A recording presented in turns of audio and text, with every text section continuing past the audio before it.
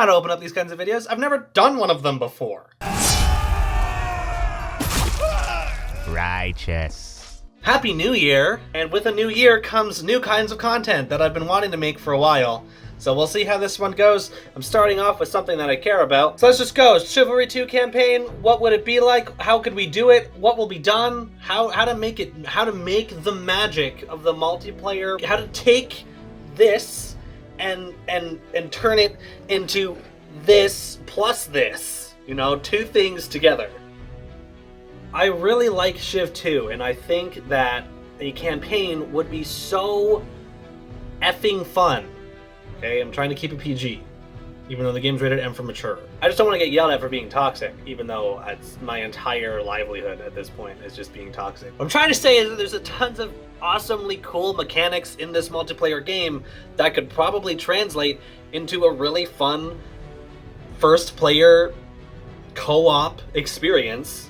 And how come no one's done it yet? Like Torn Banner has pioneered first-person slasher games, starting with, you know, the original mod all the way back on Garry's mod, and then the first game, Chivalry, and then they made like Deadliest Warrior, and then they made a magic game that I've never played, that I probably won't, because why would I play that when I can play Chivalry 2, which, by the way, Chivalry 2 is a thing, and it's awesome, and it's fun, and it's better than Mordhau. Fight me. Mordhau was so confusing to me. I could never figure it out. I'd get kills, but that would be like, because I'm a snake, like 50% of the Chivalry 2 player base. Ooh. Everyone's talking about adding a horde mode. I really think that's dumb, because have you tried fighting all the AI at once? I have, and it's not that fun. But what would be fun is like linear paths throughout the maps that are already there, that way you don't have to do more work, okay? You're not Activision, you don't have 3,000 people under your desk, and also, they reuse maps in the campaign all the time, and I'm okay with that. You can do that, it's fine, just add add chunks of stuff in the way of the large map, and make a linear path to go through it all, and fight, you know, some AI and some mini-boss-like figures that are all dressed up in armor, and just make it really friggin' cool. And you can update your AI, and don't say, oh, Alex, you can't update the AI, it's whatever, it's not, you can't do that, AI's come so far. Are you kidding me? Have you played Halo 2? The AI in that game is perfection. They can totally do, like AI used to be so smart, and now they're so dumb. And I don't know if it's because they're afraid of the AI coming to life and killing us IRL, which honestly, at this point, I'm expecting it to happen in a few years anyway, because now you can now talk to AI in VR, which is we're going into Matrix territory, people, and I just watched that movie and everyone friggin' dies, so we don't need that shit. I think main thing when it comes down to a campaign is you need to you need to have a decent story that's good. And the fantastic thing is, this game already has a decent amount of lore. And for all the people who's like, oh, there's not as much lore as Destiny. First of all, Destiny's lore is fucked. Okay, there's so much, I don't care, like, too much lore is a bad thing. This game has a fantastic amount of lore. I could always use more, but that's what the campaign's for! We have an overall map. Placement of some of the maps in the game are a little bit weird. Like, why is Lion Spire all the way down here, and then there's like a whole other lake system to Gallencourt? Like, why do they need to go through this lake when they can just go through this lake? Especially since Fallmeyer's right fucking there. Why are they... what? The map needs some work, but that's fine. We can always replace things. You fix shit. It's fine. Don't worry about it, okay? I'm not gonna go too far into it anyway, because we gotta worry about campaign. And here is what I think would be a fantastic story, okay? Start off as a peasant, obviously. Where would you start off as a peasant? Oh, I don't know, Cockswell, because that's the only place where we, like, play as peasants. Sure, you could start at Lionspire, fuck Lionspire. It's Agatha versus Mason, so you have the choice of who you want to be, and then the way that it would start off was like, oh, you know, I'm a peasant, and my family died of, you know, whatever rat plague, because there's so many friggin' rats in Chivalry, not IRL, like, not in the game, like, just IRL, like, there's rats everywhere. So your parents are dead, you know, and that's normal medieval life, because who lived past the age of 45? No one. And as a peasant, you're like, well, I really hate farming. I'm not a fan of waking up every day and breaking my back in soil and and hating my life to just go to my mud hut and sleep and wake up and do it all over again. He wants to do something.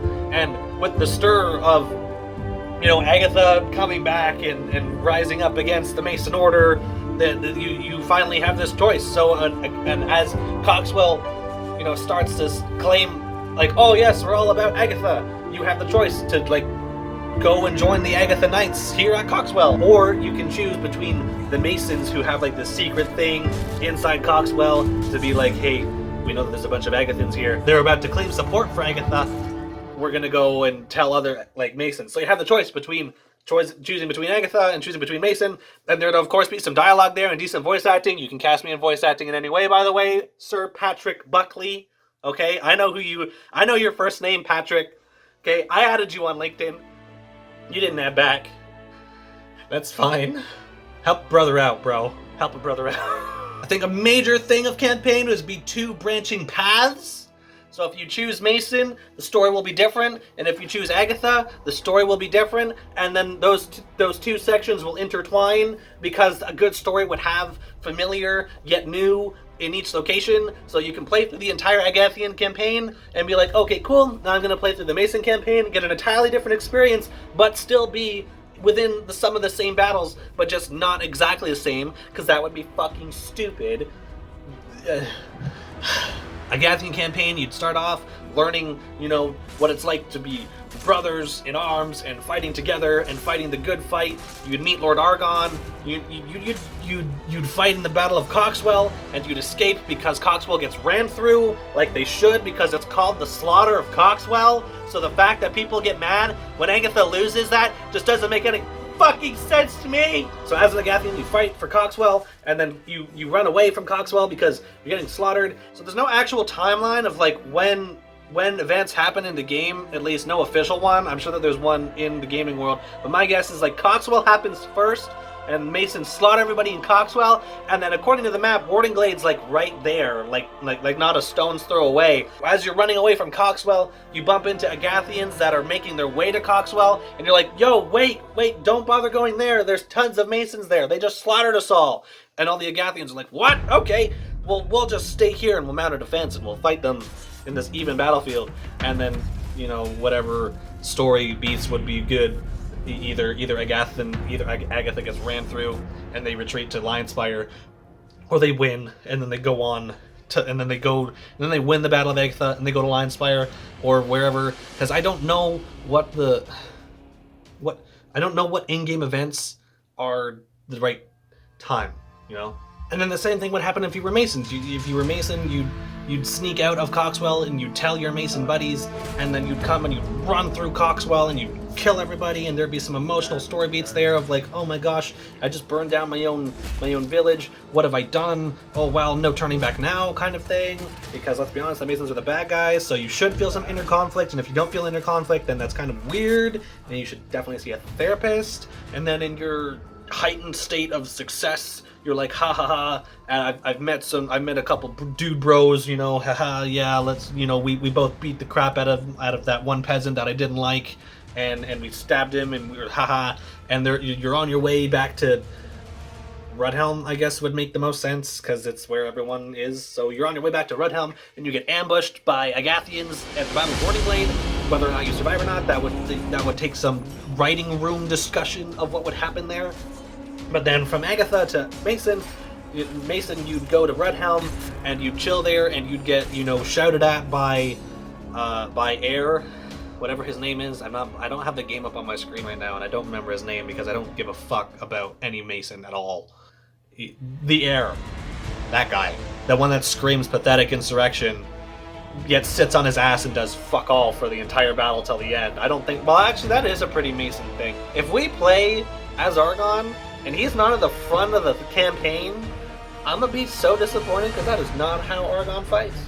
I think that it should do away with the best player, and just Argon just gets to spawn at the beginning of the match randomly, and someone gets to beat him, and they are invincible until the last section of whatever that map would be. That would be actually really freaking cool. You're welcome, Torn Banner, for the idea, and you can credit me by giving me voice acting. So if you're a Mason after Warding Glade, you'd go to Rudhelm, you'd get yelled at by the air, and then it'd be like, you know what, you can make yourself useful. Oh wow, good job, you slaughtered a bunch of peasants and a few knight trainees at Cockswell. You're so good. You're gonna go to Lionspire, take out Lionspire, and destroy Galencourt. Meanwhile, as the Gathian, you retreat to Lionspire. You're like, hey, so Masons are coming. They're angry. They're a little upset because we beat them in Wardenglade. I'm always gonna go with Agatha winning, other than in Cockswell, because Agatha for the win, brother. Agatha. Lionspire's like, well, whatever, bro. It's Lionspire. We don't lose Lionspire. It doesn't matter. They can throw whatever they want. It's Lionspire. It's been held for forever. We're invincible, you know? Because Agathans are full of shit, and they think that they're invincible, and they're definitely not. And then, of course, Lionspire is fighting, 1 out of 10 Masons. The odds are 1 to whatever, and you get ran through. So then you run away again because. I don't know, because it's just, I'm making this up on the fly. Give me a break, okay? Writer's room would be a lot better. But anyway, as a Gathian, you go to Galencourt, and then Galencourt, there's the monks, and the monks are even worse than the knights at Lionspire, because they're like, nothing could ever touch Galencourt. We're monks, and our lord, and Phaedrid is so good, and Phaedrid is so great, and I'd rather be in Galencourt than dead, so nothing's gonna happen here, because Galencourt's like the holy city, brah. Like, we're fine. By the way, why don't you go make yourself useful and go attack Redhelm? You're kind of sitting there like, but there's a lot of Masons coming to destroy us, and we need we need to be here. We shouldn't be leaving to go and fight Redhelm. Oh, actually, no. You don't go to Redhelm. You go to Fallmire to free the hero. That makes a lot more sense than going to Redhelm, because Redhelm you need to...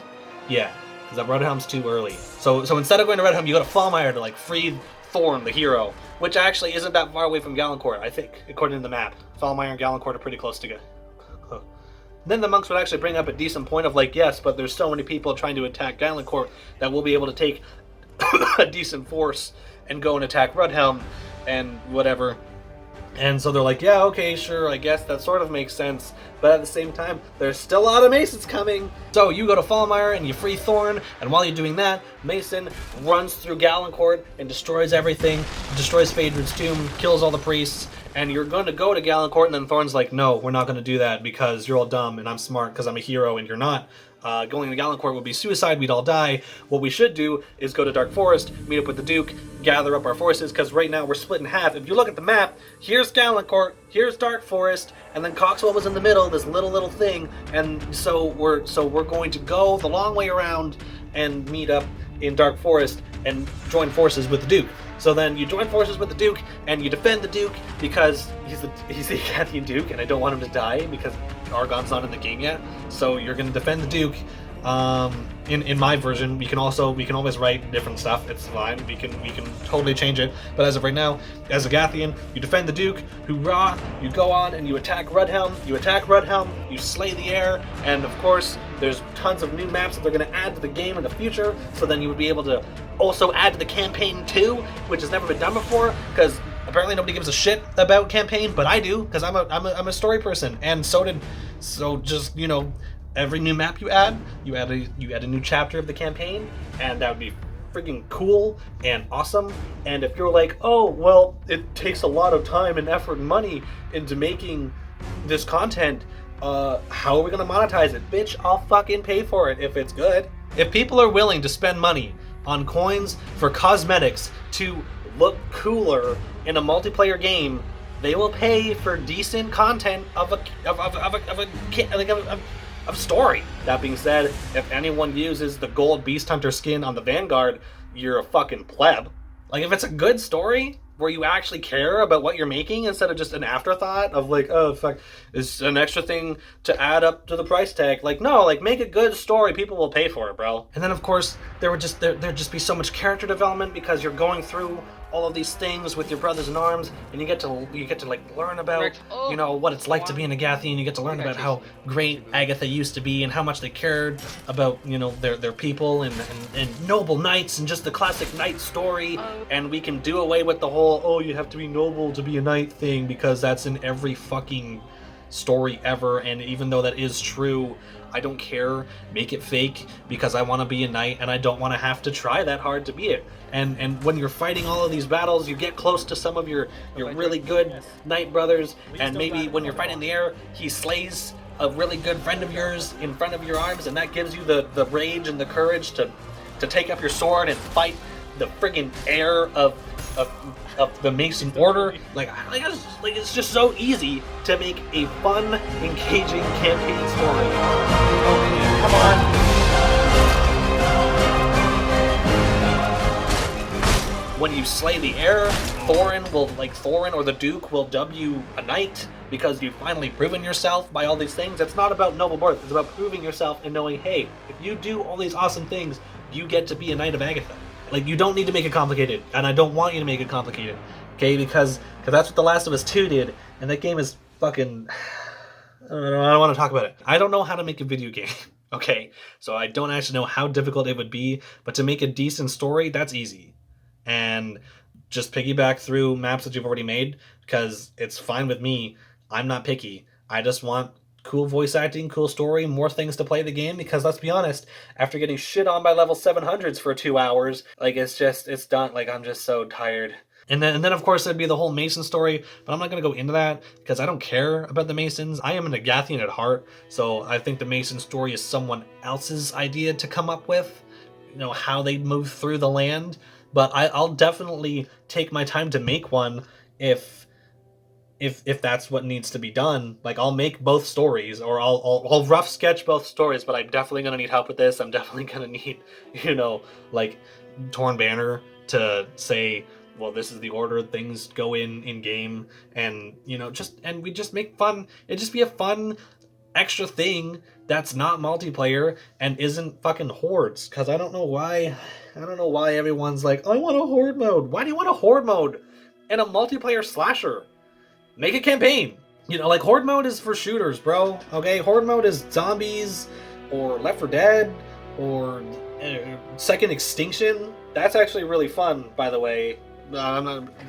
You don't need a horde mode in a first-person slasher game, because none of you can take care of yourself in a 1v1, let alone a 1vx. And regardless if it's computers or not, you're still gonna suck, and you're gonna get so mad at the game. Oh fuck, the game's broke. It's no, you're fighting 7 people.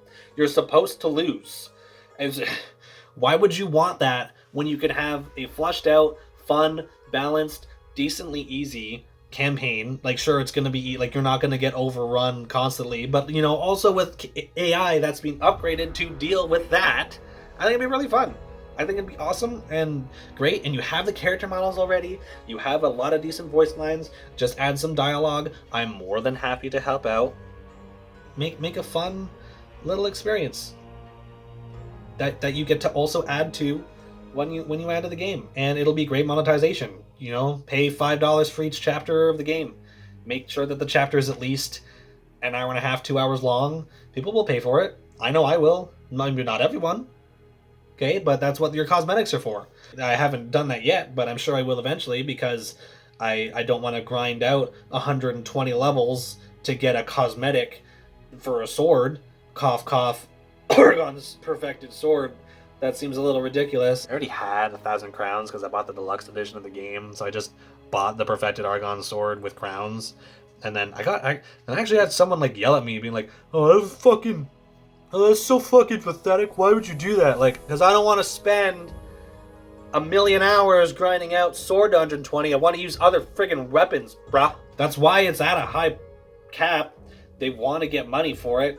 And that's fine with me, because I already had the crown. I'd rather pay money for a good campaign DLC that revives the game and its story and its lore than shiny sword number 7.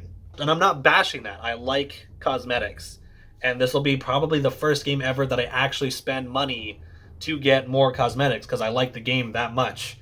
But there's been no game that I actually care about other than Rainbow Six, but I just grind it out because I didn't really care what I looked like in Rainbow Six.